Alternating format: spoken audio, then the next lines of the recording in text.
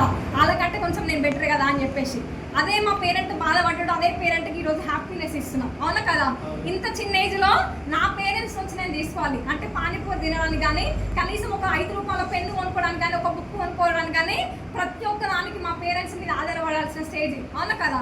తీసుకునే స్టేజ్ నుంచి ఈరోజు మా పేరెంట్స్కి ఇచ్చే స్టేజ్కి వచ్చిన, అవునా కదా? ఆ ప్లాట్ఫామ్ అనేది అంతా చాలా పెద్దది. ఈరోజు నా అండర్లో ఇంత చిన్న ఏజ్లో నాకే దిక్కులేదు ఒక అవకాశం, ఆపర్చునిటీ అనేది, అవునా కదా? బయట పోతాయి. ఇంత చిన్న ఏజ్లో నేను 88,000 తీసుకుంటూ నా అండర్లో ఒక 3,000 నుంచి 45,000 తీసుకున్న వాళ్ళు 40 మెంబర్స్ ఇన్కమ్ ఎర్నర్స్ ఉన్నారు. 40 మందికి ఇన్కమ్ ఎక్కించుకుంటూ 40 మందికి ఇన్కమ్ ఎక్కించుకుంటూ నేను తీసుకుంటాను. నాకే దిక్కులేదు ఒక 40 ఇంత చిన్న స్టూడెంట్ డిసైడ్ అయ్యి పని చేసి ఒక 40 మంది ఇన్కమ్ తీసుకుంటారు అంటే ఒకసారి ఆలోచించండి. అందులో ఒక 40 మెంబర్స్, ఇందాక సంధ్య మేడం మాట్లాడింది కదా, ఒక 40 మంది, ఒక 35 నుంచి ఒక 40 మంది డిపార్ట్మెంట్ మెంబర్స్ ఉన్నారు, పోలీస్ కానిస్టేబుల్స్.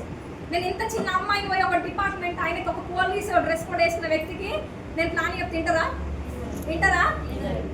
గట్టి వేసి అలా కొడతారు నన్ను, అవునా కాదా? కాకపోతే అక్కడ ఉన్న కంటెంట్ అట్లాంటివి, ఓకేనా? ఏ వ్యక్తికైనా చెప్పే కెపాసిటీ ఉన్న మనది, ఓకేనా? అట్లా డిపార్ట్మెంట్ మెంబర్స్ ఉన్నారు. ఆల్రెడీ నా అండర్లో ఒక ASHA worker government job resign చేసింది, ఒక anganwadi teacher central government job, anganwadi teacher అంటే, అవునా కదా? అట్లాంటి ఒక అంగన్వాడీ టీచర్ కూడా ఈరోజు జాబ్ రిజైన్ చేసింది. ఇంత చిన్న అమ్మాయి టీంలో ఒక 2 గవర్నమెంట్ ఎంప్లాయీస్ కూడా దాన్ని రిజైన్ చేస్తున్నారంటే నాది కాదు పవర్, అట్లాంటి పవర్ వెస్టీజ్ది, ఓకేనా? అక్కడ చూసి దాన్ని రిజైన్ చేస్తున్నారు. నేను చెప్పేది ఒక్కటే, ఇంత చిన్న ఏజ్లో ఏం తెలియదు, ఏ రెస్పాన్సిబిలిటీ కానీ బాధ్యత లేదు కానీ ఏమి తెలియదు ఆమె ఇంత గట్టిగా మేము చేస్తున్నప్పుడు మీరు చేయొద్దా?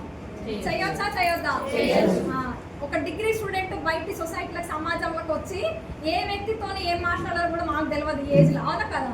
ఏ వ్యక్తితో ఎట్లా మాట్లాడాలో తెలియదు, ఏ సర్కిల్ ఉండదు, ఏ బ్యాక్గ్రౌండ్ ఉండదు.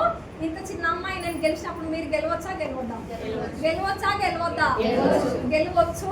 కాకపోతే వచ్చిపోతామంటే కుదరదు. ఎందుకు వచ్చినో తెలుసుకుంటే దాన్ని వదిలిపెట్టకుండా పనిచేస్తారు, ఓకేనా? ఏమొచ్చినా మా పేరెంట్స్ అగ్రికల్చర్ వర్క్ చేస్తారు. నేను చిన్నప్పటి నుంచి చూస్తున్నా వాళ్ళని, వాన కొట్టినా, ఎండ కొట్టినా, చలి పెట్టినా, ఏ సిచ్యువేషన్ అయినా వాళ్ళ వర్క్ పోతారు. అగ్రికల్చర్ చేసే వాళ్ళు, అవునా కదా?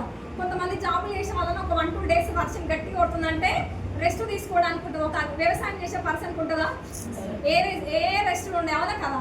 వాళ్ళు చేసే కష్టాన్ని నేను చూసిన, చేసే కష్టాన్ని నేను మార్చాలి అని చెప్పేసి దీన్ని పట్టుకున్నాను, ఓకేనా? బాగుందా?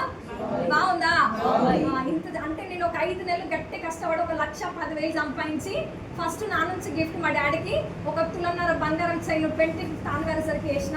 ఇప్పుడు ప్రజెంట్ ఇన్కమ్తోని ఒక 10 లక్షల చిట్టీలు నడిపిస్తున్నా, ఓకేనా? 10 లాక్ చిట్టి నడిపిస్తున్నా.